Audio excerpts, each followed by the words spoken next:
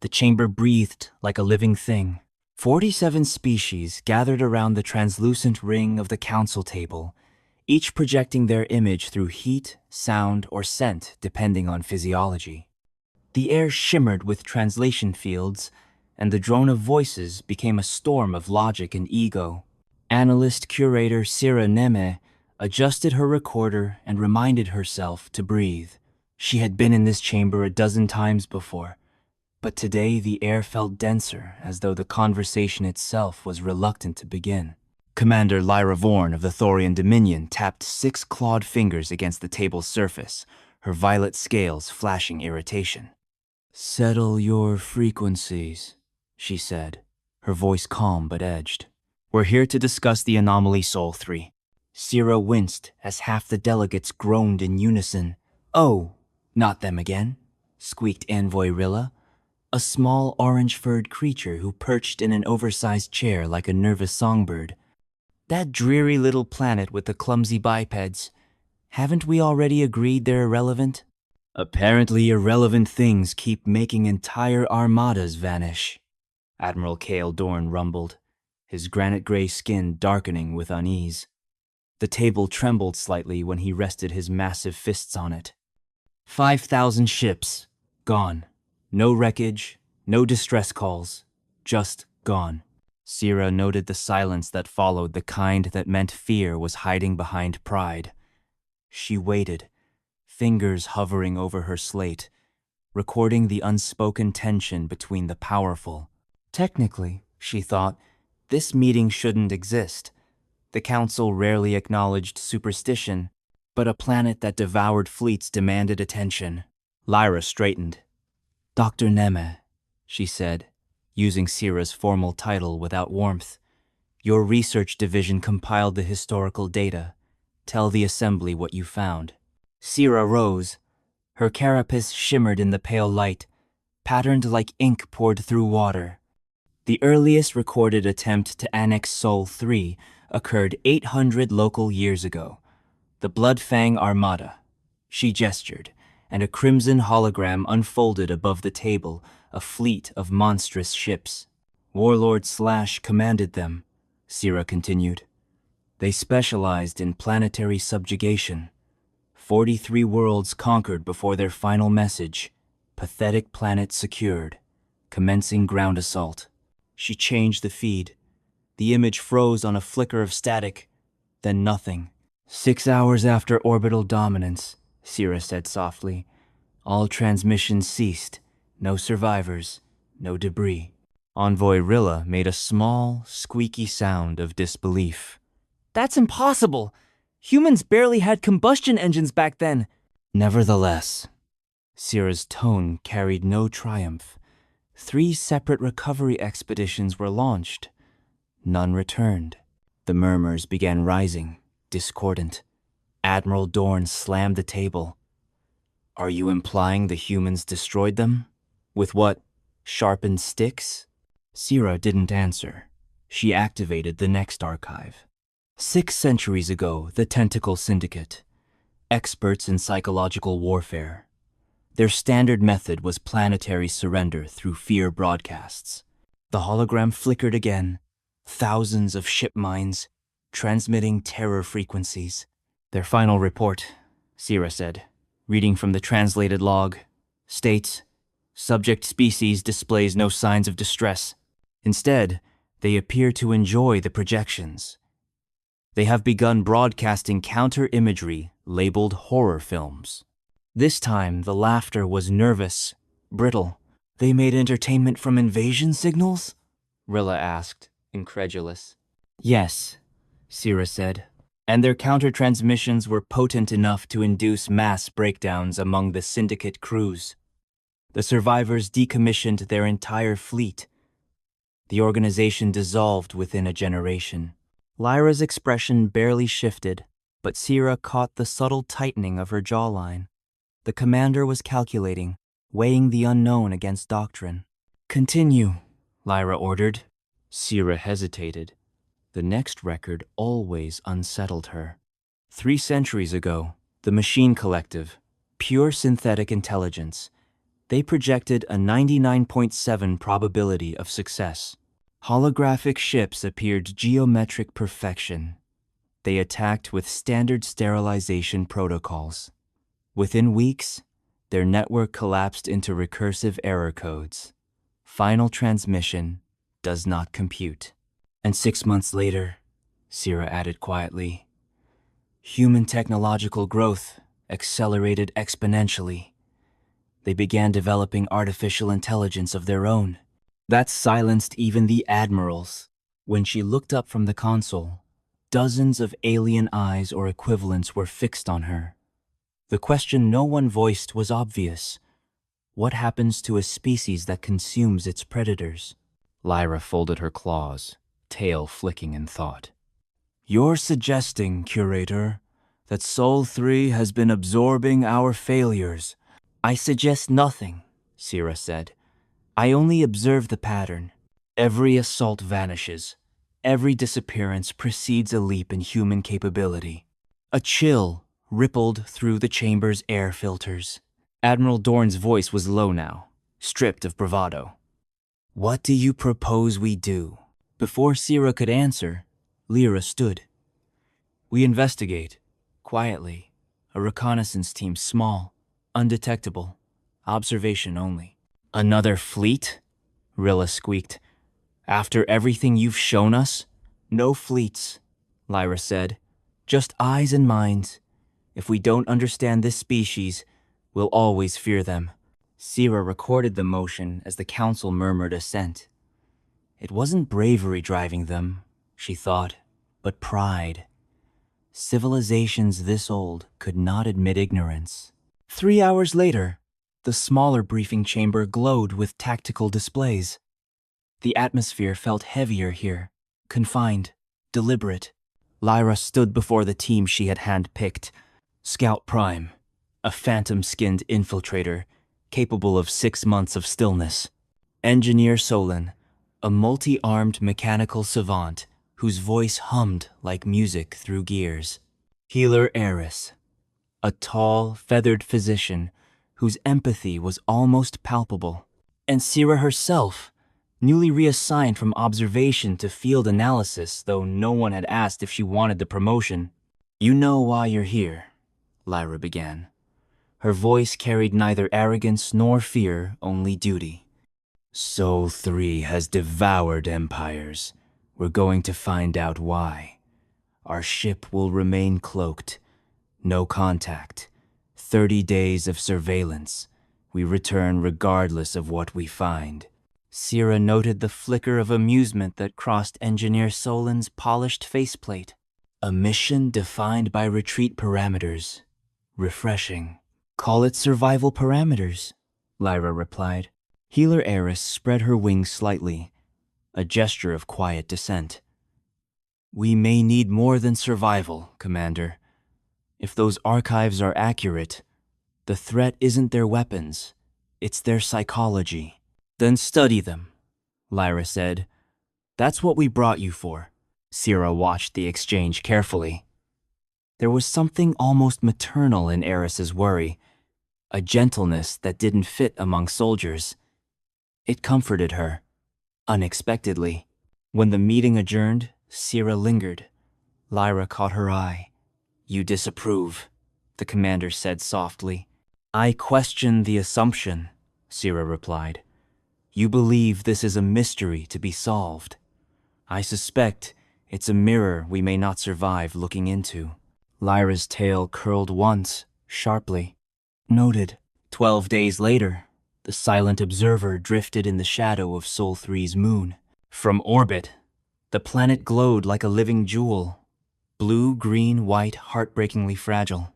Sira stood at the observation window, overwhelmed by the sight. It wasn't the size or color that moved her, but the noise. The entire planet radiated radio chatter, data pulses, laughter, arguments, songs, a million tiny signals of sentience. They never stopped talking, she whispered. Perhaps that's the point, Eris said quietly beside her. If they stopped, they might start hearing themselves think. Lyra's voice cut through the moment. Scout, Deploy your drones. Let's see our elusive predators in their natural habitat. Sira moved to her console as hundreds of tiny drones slipped into the atmosphere, their feeds flickering alive. Streets, skies, oceans, thousands of heat signatures, Scout reported. Clustered, structured, no active warfare detected. No visible defense grids, Solon added. Their architecture is crude but efficient. Energy signatures indicate distributed governance, not centralized command. Lyra frowned. Then how do they maintain order? Sira zoomed in on a population center, a city teeming with motion. Look closer. They choose order. The feed showed humans forming lines, stopping at colored lights, exchanging goods with coded symbols. Cooperation, not coercion. They obey structures that exist only in shared belief. Sira said, awed. Currency, law, promise. Their civilization is built on collective imagination. Lyra's claws flexed slowly. You're saying they function on trust? Yes, Sira murmured. Weaponized consensus. Eris tilted her head. I detect elevated stress hormones among the population, but no signs of oppression. Emotional turbulence without visible threat. Solon processed the data, whirring softly. Maybe they're afraid of something unseen. Late for work, Sira said, reading the cultural translation feed. And something called traffic. Silence, then unexpected laughter, small, nervous, genuine. Even Lyra's scales brightened slightly. They manufacture their own stress, Eris said in disbelief. Voluntarily. It maintains efficiency, Solon reasoned. A self-inflicted motivator, ingenious and absurd. Lyra's tone hardened again. Focus on their defense capacity. Scout's drones panned toward a vast complex of structures. Large settlement on the eastern continent. Civilian density high. No visible fortifications. Look deeper, Sira said. Defense may not always look like walls. She isolated a domestic scene, a family unit, 2 adults, 2 offspring. One child stumbled, scraped its knee. The adult immediately abandoned her tools, rushing to comfort. She cleaned the wound, spoke softly, made faces until the child laughed again. They repair distress with affection, Eris whispered. No hierarchy. No transaction. Lyra watched in silence, eyes narrowed. Commander, Sira said softly. This is why they survive. Every other species treats the wounded as waste or weakness. Humans treat injury as invitation. And you think kindness is a defense mechanism? I think it's their core technology. Hours became days. The more they watched, the less sense humanity made, or perhaps the more terrifying sense it did. They fought for sport, mourned for strangers, built art in the ruins of disaster. They argued endlessly, yet rebuilt faster than any species Sira had studied. They are paradox incarnate, she noted one evening, dictating to her log. Peaceful predators, fragile titans. Their violence is a choice they keep refusing to make, and that refusal terrifies the galaxy more than any weapon. Lyra called another briefing. The feeds showed a barren expanse, a desert training facility. Finally, she said, military structures. Show me their soldiers. The footage shifted. Sira's breath caught.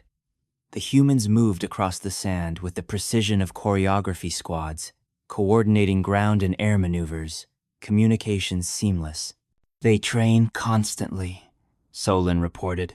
Millions of them. Different units across the globe. Adaptive, multi-environment combat readiness. Yet they do not invade, Sira murmured. No, Eris said softly. They prepare, then go home to their families. Lyra's claws scraped the floor. A fortress pretending to be a garden. Sira could feel the fear thickening in the air. No, Commander. A garden that remembers the fortress it once was. By the end of the third week, the patterns were undeniable. Every analysis, historical, psychological, cultural, pointed to the same impossible truth. Humanity was not just resilient, they were recursive. Every wound became wisdom, every defeat became design. Eris called it adaptive empathy. Solon called it self-propagating chaos. Sira simply called it human. When she presented her findings, Lyra listened in silence. "They are dangerous," the commander said finally, "but not because they fight, because they remember." "Then what will you tell the council?" Sira asked. "The truth," Lyra said. "That peace, in their hands, is not weakness, it's restraint, the final form of power." The first time Sira Nemeh heard a human scream, it came over 8 different drone feeds at once. Ragged, frightened, unashamed. The sound cut across the bridge like an alarm and then broke into something stranger. Not silence, not panic, but instructions. "Rotate to crisis cluster," Commander Lyra Vorn said, already leaning forward, claws braced on the console. Sira rerouted feeds to a collapsed building on Sol 3's eastern coast. Dust poured through a snarl of broken beams. The camera's depth map coughed out useless numbers and then stabilized. People ran into the ruin. Not away into... "Stop," Healer Eris whispered, feathers lifting in disbelief. "They're crossing unstable thresholds." Sira zoomed. A woman in a fluorescent vest knelt, pressed both palms to a trembling man's cheeks, and spoke. Her lips moved with shape-clear phrases. Even the translation mesh rendered softly, "Breathe with me. 3 counts in, 3 counts out." "She's not evacuating him," Engineer Solon said. "She's repatterning his autonomic response." The woman kept breathing with him, slow and audible, until his shoulders eased.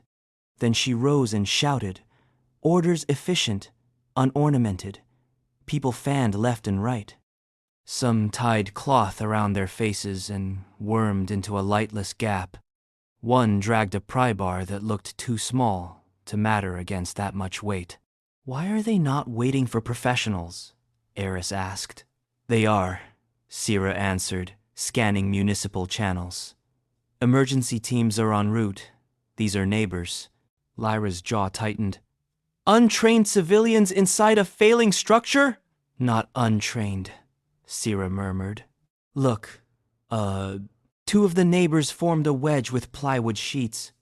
A third shuffled forward on elbows, resting the slab like a roof to protect the gap from falling debris. Voices counted in rhythm.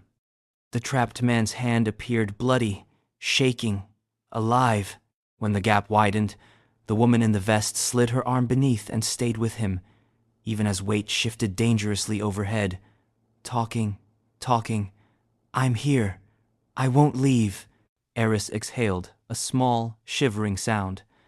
"Her presence is analgesic." "Her promise is analgesic," Sira corrected before she could stop herself. Lyra's eyes flickered toward her. "Explain." "Observe the crowd," Sira said, pulling up a wide-angle composite. "No coercion architecture, no compliance beam. Yet watch the micro-adjustments, hands on shoulders, nods, a palm open and still. They chain stability through touch and voice, convert individual panic into coordinated action via trust.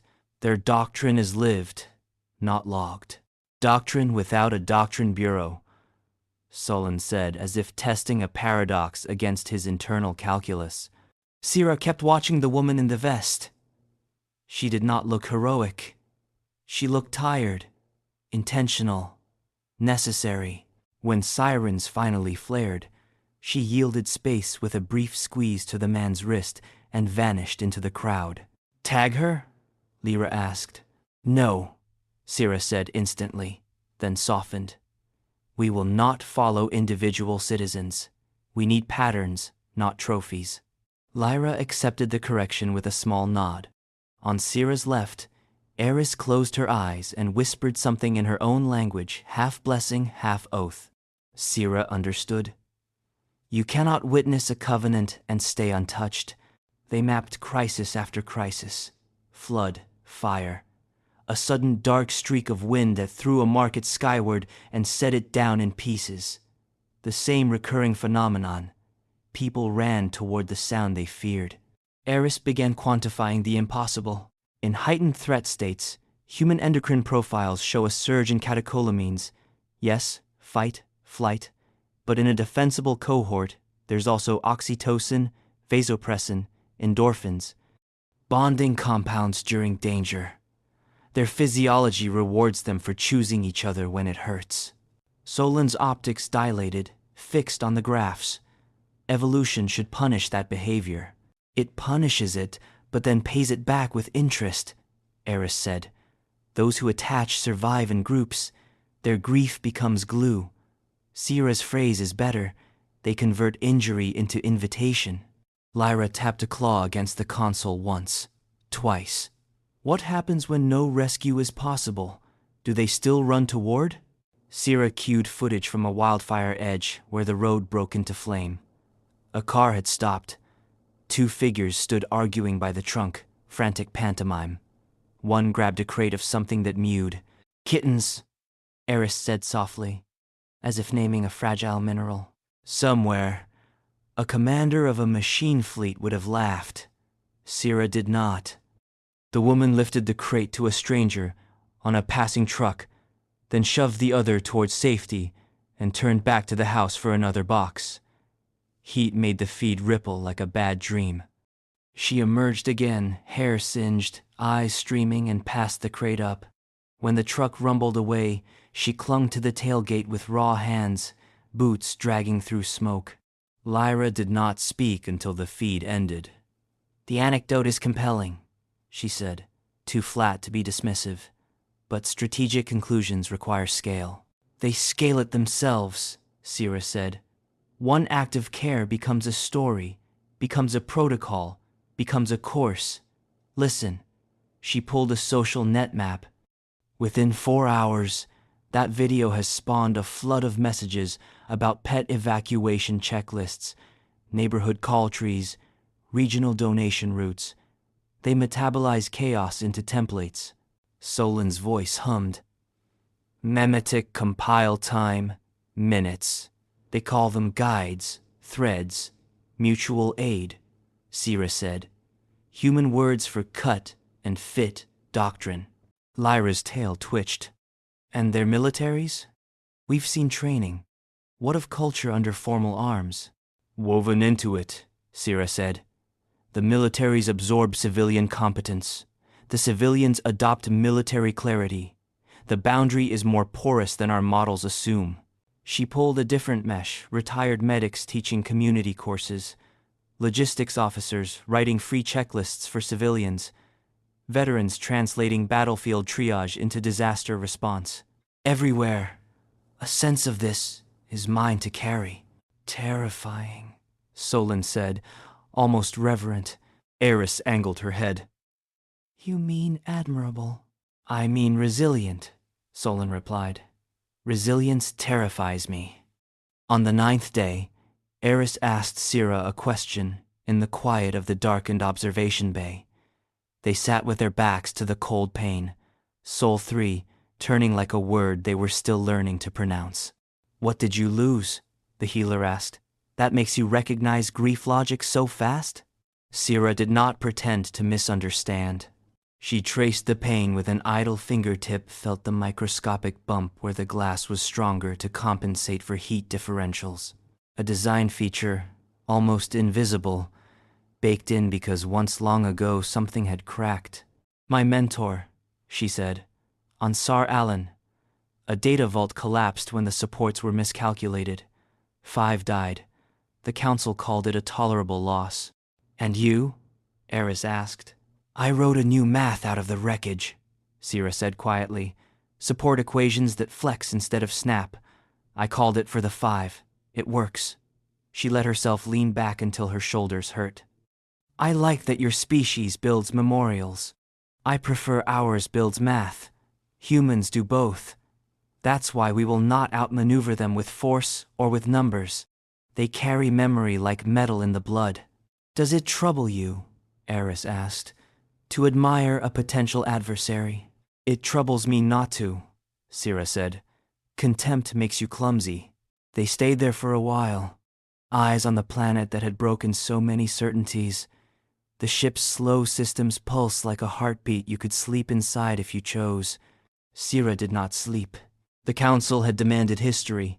Sira gave them a history that laced itself into now. Solon cracked open archives, and Sira traced the thread. Wars piled on wars, yes, but also the lurching miracles that followed the worst of them. Anesthesia, antibiotics, engineering that could span rivers, radios that could bind a continent in a single hour of music. Everything sharpened by necessity, then turned into instruments for life. She did not romanticize. They were brutal when they chose to be. So are we, she reminded Lyra before the next briefing. But they are fluent. Fluent in what? Lyra asked. In after, Sira said. In the day that follows the ruin. Lyra said nothing for a long moment, and Sira was grateful. Silence was the only vocabulary that fit. On day 11, Scout Prime, who had spoken fewer words than any of them, broke his own record for syllables by a factor of 10. Commander, new facility, restricted, heavy energy signature, training protocols, non-civilian, he said, voice dust-dry from disuse. Put it up, Lyra ordered. The feed stabilized over a landscape that looked like a scar. Sand, Sunday machinery that didn't pretend to be anything else. Hulks on treads, long barrels that whispered purpose, humans in formation. The choreography Sira had already catalogued, now at a terrifying volume. Solon ran live analysis, kinetic penetrators, area denial systems, electronic countermeasures, stacks of doctrine from every species that attacked them but iterated. They tinker with terror, Lyra said, voice low. They translate it, Sira countered, into something that answers to their laws. They folded the machine collective's adaptive algorithms into their own artificial intelligences and made guardrails. They took the Tentacle Syndicate's psychological broadcasts and called them public warning systems and disaster education. They curate the worst of us until it belongs to them. Eris glanced up from a grid of heart rates surging across the training ground. Is there anything they won't absorb? Yes, Sira said. They do not adopt cruelty for its own sake. They experiment with it in art or training, but when they write rules, they name cruelty and close the door on it, even if it takes them generations. Lyra folded her arms, cradling the paradox like something hot. So they will not hesitate, and they will not surrender, and they will grieve, and then they will change the world you tried to break them with. Yes, Sira said simply. On the sand, a line of marksmen lay belly down. The distance to their targets made the drone's optics complain. Shots cracked, targets fell. A second line stood behind the prone shooters, not to cheer, not to swagger. They watched through scopes, whispered adjustments, touched shoulders, breathed. In, out. When a new shooter's hands shook, her partner placed a flat palm between her shoulders and kept it there, steady, ordinary, warm. Touch again, Eris said, wonder bright on her face. They tutor each other through contact. This species heals the body with this, and now the mind, and now the aim. Sira recorded, but not as a scientist only. As a witness, curator. Lyra said later, write it. What do you want? Sira asked. The conclusion. And Sira looked at her. Do you want the conclusion the Council can stomach, or the one that is true? Both, Lyra said. In this order, the one that prevents war, the one that keeps faith with the facts, the one that lets you sleep. I haven't slept since we arrived, Sira said. Lyra's mouth tipped, almost a smile. Then write the third one last. Sira returned to her console and drafted a report that braided 3 languages: doctrine, data, and the quiet grammar of respect. She named the vanished fleets without gloating. She described the dead zones around Sol 3's trade map without using the word fear. She wrote that the planet's primary deterrent was not a weapon, but a culture of practiced restraint, reinforced by adaptive learning cycles, communal memory protocols, and distributed authority structures that render decapitation strategies ineffective. She wrote that direct confrontation increases human capacity. She wrote that the Council's risk appetite must be revised downward to absolute 0. And then she wrote the last page for herself, 1 sentence only. They are dangerous because they love and refuse to stop. She did not include that line in the official brief. She did not have to. It was everywhere already, encoded in details any careful reader could assemble into a shape. When the 30 days came and the ship turned its nose toward home, Sira felt not relief, not safety, something more complex, a promise tightening across her sternum, a recognition that the work of understanding was not the work of touching. "Will you argue for a quarantine?" Eris asked as they strapped in. "No," Sira said, "for a boundary with a name. Fear makes a poor fence. Naming makes a better one." Lyra glanced at her. "What name?"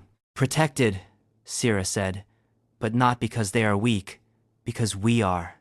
Solon let out an involuntary mechanical laugh, a chime across gears. "Now that will bruise egos." "It will save lives," Lyra said. Sira didn't say whose. The council chamber felt smaller when they returned. Or perhaps Sira had grown larger around the ribcage, fuller of things that refused to compress. Delegates filled their assigned quadrants. The ring table glowed a discreet welcome. Even Councillor Irix, whose shadowed form usually took a back angle of the chamber and made pronouncements like knives laid flat, had shifted forward. "Our observers have returned," Irix said, voice a measured drop into a pool. "We will hear them." Lyra delivered the colonel with military care. No posturing, no metaphors. Observation confirms. Sol 3's deterrence is systemic, cultural, and recursive. Engagement will produce escalation of their capabilities. We recommend without reservation designation as an exclusion zone. Protected. Admiral Cale Dorn's granite brow folded. Protected? From what, Commander? Our curiosity? A few appreciative murmurs. The small cruelties fear permits. From our arrogance, Lyra said, unruffled. And from our habit of mistaking quiet for weakness. Envoy Rilla hopped in her seat. That planet laughs at fear broadcasts. They turn terror into games. They post pictures of food while building battle academies. Are you proposing we capitulate to clowns with guns? Sira stepped forward before the chamber could tilt too far toward easy mockery. Envoy, they are not clowns, she said, and made her voice lovelier than she felt. A voice that offered a place to set down your fight and listen. They are a culture that makes art of what terrifies them, until their hands are steady enough to do the necessary work. They use games to train minds into teams. They feed each other to make staying alive less costly. They are not unserious. They are practical. And dangerous, Irix said. Not a question. And dangerous, Sira agreed. But you will notice their danger is most dangerous when challenged. They choose restraint when unthreatened. There are other species you cannot say this about. Cale Dorn thumped a fist. We have antimatter cannons. We have ships that can cut a planet open like a seed pod. Sira thought of the woman at the collapsed building, her steady palm on a stranger's cheek. They have something harder to quantify, the capacity to absorb loss and convert it into law, into never again. We attack. They write the rule that answers us. We will not like the version of ourselves their rule requires us to face. Rilla tilted her head, fur rippling with suspicion. You admire them. That makes your conclusions suspect. Sira nodded. It does. So ignore my admiration and read my graphs. Ignore my respect and count your vanished fleets. Ignore my tone and calculate your appetite for strengthening the very species you fear. Every assault leaves them better. Solon brought up the composite projection with a curt gesture. Growth curves, technology adoption lines, socio-political unification indices that climbed after every invasion attempt, like ivy on scarred walls. A silence that meant learning and pride fighting under the skin. Eric spoke into it. We call them dangerous. Do they call us the same? Sira did not glance at Lyra. She did not breathe. They do not call us anything yet, she said. They have not named us. We have not introduced ourselves in a way that deserves a name. And if we do not, Eric said, almost gentle, will they leave us be? They have, Sira said, and wished she were sure she was right. Eric's folded spectral hands. Motion. Lyra's claws stilled on the edge of the table. Designation. Sol 3 as exclusionary protected system. Passage within 50 light years prohibited without council writ and unanimous consent. Additional motion. Formal doctrine that psychological, cultural, and mimetic warfare against Sol 3 is an act of galactic negligence. Seconded, Eris said, surprising Sira and perhaps herself. Healers rare, as stars chose to place their names on war doctrine only when the wound required it. Discussion? Irix asked. A dozen arguments lifted their heads and then lowered them again. The council could feel the edge. Call it wisdom. Call it fear. Call it finally learning to recognize restraint as a weapon and to answer it in kind. Vote, Irix said. Lights swung from amber to the soft green of assent. A few pockets of dissent burned stubbornly, then flickered out. The ring glowed brighter. The chamber seemed to breathe again. Motion carries, Irix said. Record the designation. Publish the doctrines. Quietly. Cale Dorn muttered something about sleeping dragons. Rilla muttered something about ridiculous metaphors. Sira let the ceremony of it pass through her. Lyra didn't look triumphant. She looked relieved, and beneath it bereaved. Sira understood. You don't return from a place like Sol 3 and keep the same architecture inside your chest. They were dismissed. Lyra lingered by the west arch, where stained mineral inlays turned the light alien and lovely. Sira joined her. You didn't quote your last line, Lyra said. You read my draft, Sira said without accusation. I read what you didn't send, Lyra said, a hint of apology wrapped in command, because I needed to know why your voice trembled once. Sira's mouth went dry. And did you agree? Lyra's scales shifted darker, a species blush. I think the sentence is the only useful truth in a room like this, but the room is not made to hold it. Sira nodded. We made it hold enough. Not enough, Lyra said. Nothing is enough when the object is a living species, but enough for now. She glanced at Sira's hands. You're shaking. Sira flexed her fingers like someone testing a suit after modifications. My hands learned a planet, she said. It will take a few days to fit them back into ordinary tasks.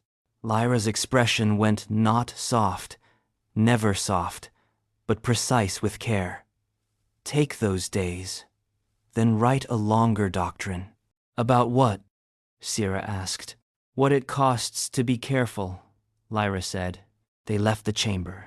Eris caught up with them in the corridor, feathers smoothed down, face bright with the kind of tired joy that comes when your craft holds under pressure. Come with me, she said without preamble. They followed her into a small, windowless room off the public way. It looked like every anonymous consultation space in the council's labyrinth: table, chairs, a wall screen. Eris closed the door, then placed a small, nondescript case on the table and clicked it open. Inside lay a set of discs, delicate and unmarked. She touched one with a talon. It glowed. "What is it?" Lyra asked, wariness subtle as a counter-melody. Eris's voice lowered. "A protocol I wrote for myself years ago and have never used. I call it Anchor. It's for patients who witness something that shifts their foundations and need a safe boundary while their internal structures reorganize." "You think we are patients," Lyra said, entertained and offended in equal measure. "I think we witnessed," Eris said, "and we aren't stone." Sira looked at the disc. "What does it do?" "It's a vow container," Eris said. "No compulsion, just reinforcement. You speak an oath aloud, and the disc mirrors it back when you drift. A voice you trust your own, pulling you home." Lyra's gaze flicked to Sira, then back to Eris. "Healers," she said, half a curse, half a prayer. Sira reached for a disc before she could think herself out of it. She set it on her palm and felt an almost imperceptible warmth. "What will you name?" Eris asked. Sira knew. The sentence she had not sent.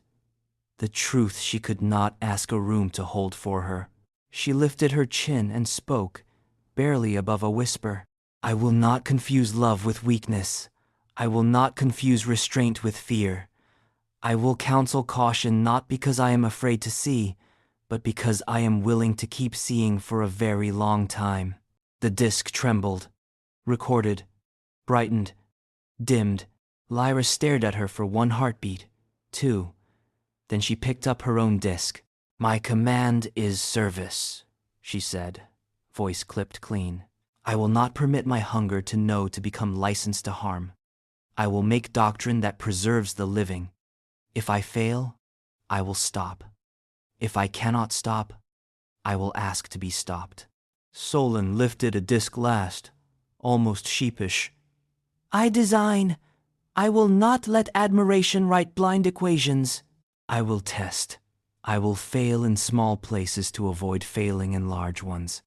I will not be seduced by elegance when safety is required." Eris did not take a disc. She just stood there, eyes bright. "You don't anchor?" Sira asked. "I am the anchor," Eris said, and her smile quiet, complicated, held a dozen pasts Sira would never know and did not need to. They closed the case. They did not hug. They were not humans in a movie. But Sira's shoulder touched Lyra's for a fraction of a second when they turned, and neither moved away quickly. There were administrative aftermaths, memos, sealings, the drizzle of committees responding to a weather front that had already passed. The Council's message to the wider galaxy was deliberately dull. Navigation advisories, rerouted lanes, a line of legalese about penalties for trespass. The true message traveled by other means: rumor, caution, the thousand small pivots of captains who had seen too many things go missing near that kindly blue light. Sira returned to her division and found her workroom both exactly as she left it and meaningfully changed, the way a room feels different after the last conversation with someone you know you won't see again. The screens lit obediently. Her chair fit her spine. On the corner of her desk, Eris had left the case. She took out the disc and set it where her wrist would brush it when she worked. She did not need to play it. Knowing it was there, her own voice waiting at the exact pitch she would trust was enough. She began writing the longer doctrine Lyra had requested, on the cost of carefulness. It started gnarled, and then found its line. She wrote that caution demands maintenance, budgets, and courage, and boredom, so much boredom. She wrote that vigilance without tenderness becomes paranoia, and tenderness without vigilance becomes naivete, and only by braiding them can a polity survive encounter with something unclassifiable. She wrote that if the Council wished to be a good neighbor to Sol 3, it must stop imagining itself as the protagonist of every story. At the bottom, she let herself return to the line she had not submitted. This time she wrote it and kept it, anchored, They are dangerous because they love and refuse to stop. She saved the file, sent a copy to Lyra and Eris and Solon. Then she turned down the lights and let the quiet of the room sit with her. The ship would not need her for months. The council would. But for a few minutes, no one did. She placed 2 fingers on the disk and felt its small warmth and listened, in memory, to a human woman breathing with a stranger under broken beams and to the rhythm of a crowd remaking fear into choreography. She had the strange, almost amusing thought that if she ever met a human, properly met, not watched, she would know what to say. Not hello, not welcome, not we come in peace. I have seen how you keep your promises, she would say. We are trying to learn how to keep ours. And if the humans smiled the way some of them did, when their hands were busy and their hearts were open and their history was heavier than any single person could carry, Sira thought she might someday sleep again. Just not tonight. Council postscript. The decree that left the chamber later, that rotation was everything a decree should be. Plain, narrow, enforceable. The routes bent around a bead of blue on the star map. Captains tracked new arcs. Ambitious young warlords re-aimed their appetites. Curious scholars wrote angry letters Sira did not answer. On the private channel none of them would ever admit existed, Lyra sent Sira a message with no preface and no sign-off. Restraint is the corridor. We walk it now. Thank you for laying the floor. Sira read it, set the message to archive, and returned to the doctrine with the patience of someone who had watched a planet teach itself not to break, and learned a little of the language. Outside, Sol 3 turned on, and people made breakfast, and someone taped a checklist to a neighbor's door, and someone else lifted a crate of mewing things into the arms of a stranger, and said, "Go, I'll get the rest." And in a room where no human would ever stand, a woman who was not human touched a coin of light on a desk and promised, again, to keep seeing. When the silent observer was recommissioned, its new hull plating bore no insignia, no council stamp of authority. Only a single engraving, microscopic and unregistered, was etched near the airlock. To look is to change. Sira Nemeh had written it herself in a moment of unsanctioned truth. The galaxy had moved on, or at least pretended to. Sol 3 had been quarantined by law, then by superstition, then by habit. Trade routes skirted its quadrant. Captains crossed themselves with their species' versions of blessing before passing within 100 light years. The council liked to call it the quiet zone. But quiet was never truly quiet. The transmissions still leaked radio waves, music, laughter, coded mathematics. Humans never learned to stop talking to the dark. And Sira, who had once been the galaxy's expert on dangerous silences, found herself listening more than anyone else. She was older now, not visibly. Her species aged inward, like trees that added new rings of thought each decade. But her voice had thickened with years of unspoken reports. Sometimes, when the long-range sensors picked up fragments of human transmissions, she would decode them for her own sake. A broadcast from an orbital classroom. Space isn't the end of the world. It's the rest of it. A voice from a hospital. We're still learning how to take care of each other. She'd play them at low volume and imagine the warmth that must have existed on that blue world. A warmth powerful enough to frighten empires. Commander Lyra Vorn summoned her quietly one cycle. The old commander's posture was different, still proud, but slowed by something like reflection. She didn't wear armor anymore, only the simple weave of a scholar's coat. They've built stations now, Lyra said, gesturing to a holographic star map. Low orbit, mining the asteroid belt, a few unmanned probes beyond the heliopause. Sira studied the map. They're reaching. Too fast. Fast, Sira agreed, but not reckless. They expand the way they heal scar by scar, steady, imperfect, unstoppable. Lyra tilted her head. And if they reach us? Then the lesson becomes ours again. Permission was never requested and certainly never granted. But within a month, the silent observer was moving under full stealth through the dark again, returning to that forbidden orbit. Eris sent them off with one word: carefully. From orbit, Sol 3 looked no different.